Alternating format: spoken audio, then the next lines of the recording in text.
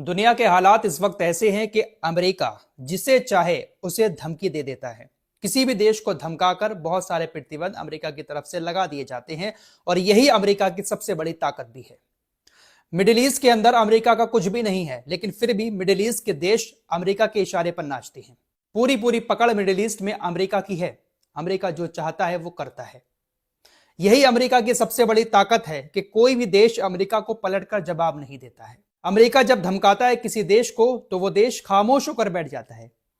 Example आपके सामने है, ईरान जैसा देश अमेरिका की धमकियों से डरता नहीं है, तो ईरान में अमेरिका की दाल नहीं गल रही है। बाकी अमेरिका जिसे भी चाहता है उसे धमका देता है। यूरोप के साथ भी जंग शुरू करने का प्लान कर रहे हैं डोनाल्ड ट्रंप। धमकियां दे दी हैं, टैरिफ लगा दी हैं फ्रांस, कनाडा जैसे देशों के ऊपर। उस पर भी आऊंगा, लेकिन पहले आपको मिडिल ईस्ट की खबर बता देता हूं। मिडिल ईस्ट में आपको मालूम ही है कि अमेरिका के बहुत सारे बेस बने हुए हैं।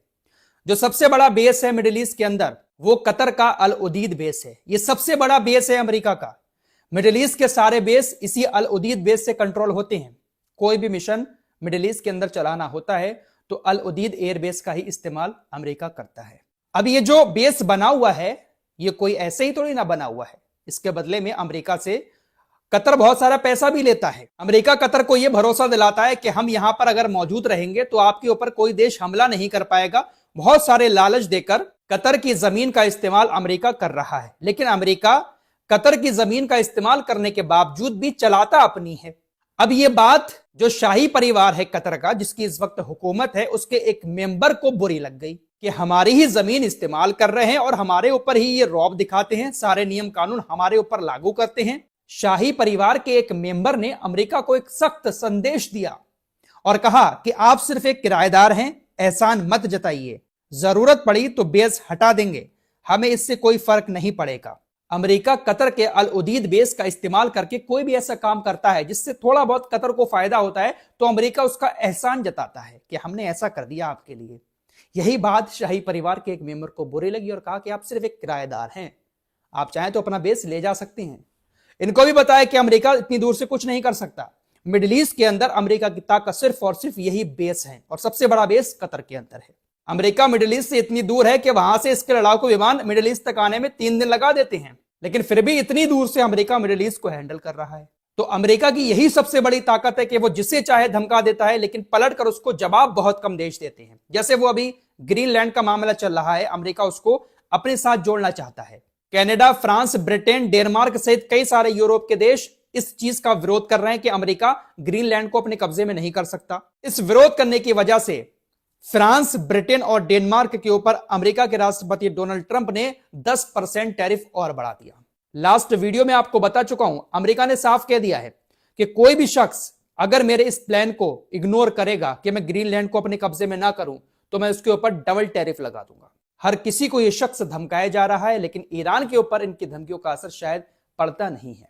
दोस्तों, ईरान अपने आप को और ज्यादा सिक्योर करने के लिए अपना ही इंटरनेट बना रहा है। उत्तर कोरिया में भी कुछ इसी तरीके के हालात हैं। उत्तर कोरिया भी सिर्फ अपना ही इंटरनेट इस्तेमाल करता है और जिसे मंजूरी होती है सिर्फ वही शख्स इंटरनेट इस्तेमाल कर सकता है। ऐसा ही कुछ प्लान ईरान के अंदर बनाया जा रहा है। ईरान इस टेक्नोलॉजी पर बहुत तेजी के साथ काम कर रहा है। ईरान कोई भी ऐसा इंटरनेट इस्तेमाल नहीं करेगा जिसका ताल्लुक बाहरी दुनिया से हो।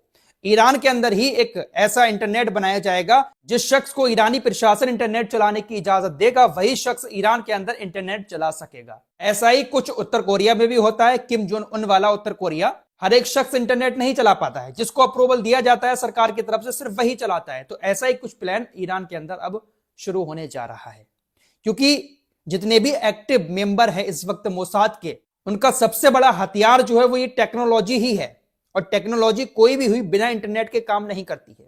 तो जब इंटरनेट ही खत्म हो जाएगा, जैसे स्टारलिंक के नेटवर्क को भी ब्लॉक कर दिया और 2 साल की सजा है स्टारलिंक का इंटरनेट इस्तेमाल करने पर ईरान के अंदर, लेकिन फिर भी कुछ लोग अभी भी कर रहे हैं। ज्यादातर सिग्नल को तो जाम कर दिया है।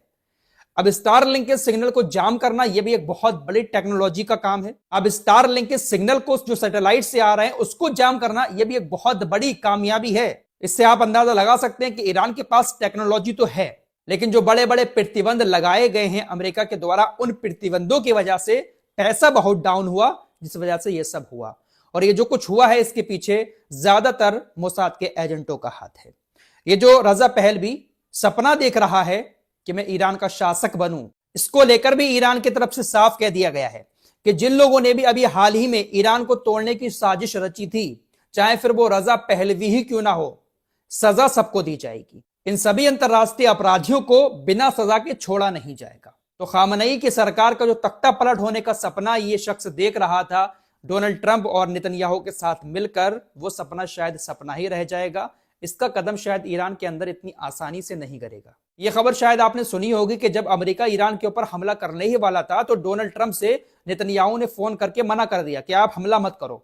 इजराइल ने ट्रंप से ईरान पर हमला न करने का आग्रह किया था और चेतावनी दी थी कि मजबूत अमेरिकी सैन्य समर्थन के बिना वो ईरानी जवाबी कार्रवाई का सामना करने के लिए पूरी तरह से तैयार नहीं है। नेतन्याहू ने डोनाल्ड ट्रंप से फोन पर यह बात कही थी और कई बार फोन किया था कि आप संयम बरतें, आप हमला करके चले जाओगे, लेकिन आपके पूरे समर्थन के बिना अगर ईरान हमारे ऊपर हमला करता है तो हम इस लायक कभी नहीं हैं कि ईरान के उस हमले को रोक पाएं। आपका जब तक पूरा समर्थन हमें नहीं होगा, हम ईरान के हमलों को ठीक से नहीं रोक पाएंगे। इसलिए आप अभी हमला ना करें, क्योंकि आप हमला करेंगे और भाग जाएंगे, हम अकेले रह जाएंगे। उस वक्त जब ईरान ने हमला किया था तो अमेरिका ने पूरी तैयारी कर रखी थी इजराइल को बचाने की, फिर भी इजराइल के अंदर इतनी तबाही मची थी। अब अमेरिका हमला करके भाग जाता, अमेरिका अपने सैन्य अड्डे बचाता जो मिडिल ईस्ट के अंदर हैं, इजराइल का क्या होता। इसीलिए फोन करके बार बार रिक्वेस्ट की कि भाई हमला मत करो। तो इससे आप अंदाजा लगा सकते हैं कि ईरान जब जवाबी कार्रवाई करता है, पलट का जवाब देता है, तो ये अमेरिका और इजराइल जैसे ताकतवर देश भी कहीं ना कहीं चुप हो जाते हैं। इजराइल के अलावा कुछ अरबी देशों का भी नाम सामने आ रहा है। बाकायदा अमेरिकी अधिकारियों ने इस बात का खुलासा किया है कि इजरायली और अरब अधिकारियों ने हमसे कहा कि यह सही समय नहीं है ईरान के ऊपर हमला करने का, इसलिए हमने हमला नहीं किया। क्योंकि सभी को लग रहा था कि अमेरिका तो हमला करके भाग जाएगा, ईरान जब पलटवार करेगा तो हमारे ऊपर करेगा, क्योंकि अरबी देशों का एयर स्पेस इस्तेमाल किया जाता है अमेरिका के द्वारा, तो अरबी देश भी निशाने पर आ जाते हैं। बाकी इजराइल तो है ही निशाने पर। दोस्तों ये बात हकीकत है, भले ही अरबी देशों ने अमेरिका को अपने देश में पनाह दे रखी है, लेकिन अंदर अंदर कहीं ना कहीं गालियां भी देते होंगे। अब इनकी मजबूरी ये है कि अगर ये अमेरिका से अलग हो जाएंगे तो अमेरिका अपनी वीटो पावर का इस्तेमाल करके बहुत सारे प्रतिबंध लगा देगा, और जो थोड़ी बहुत सुरक्षा अमेरिकी सेना दे रही है इनको, वो भी खत्म हो जाएगी। मजबूरी में बैठाए हुए हैं, लेकिन अंदर अंदर गालियां भी बहुत ज्यादा बकते होंगे। यह हकीकत है दोस्तों। डोनाल्ड ट्रंप ने अयतुल्ला खामनेई को लेकर एक बार फिर से कहा कि ईरान में एक नए लीडर की तलाश का समय आ गया है। अयतुल्ला खामनेई एक बीमार व्यक्ति है जिसे अपने देश का सही ढंग से संचालन करना चाहिए और लोगों की हत्या करना बंद करना चाहिए। खराब लीडरशिप के कारण उनका देश दुनिया में रहने के लिए सबसे खराब जगह है।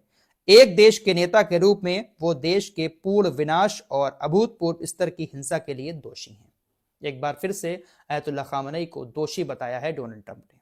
दोस्तों पिछले रिपोर्ट में ही मैंने आपको बताया था कि गाजा के अंदर जो सीजफायर का दूसरा फेज शुरू हुआ है, इसमें अब डोनाल्ड ट्रंप गाजा का ढांचा तैयार करने में लगे हुए हैं, गाजा को फिर से बसाने में लगे हुए हैं, और एक शांति परिषद का प्रस्ताव भी रखा है। एक कमेटी बनाई है, इसमें कुछ लोगों को शामिल किया गया है।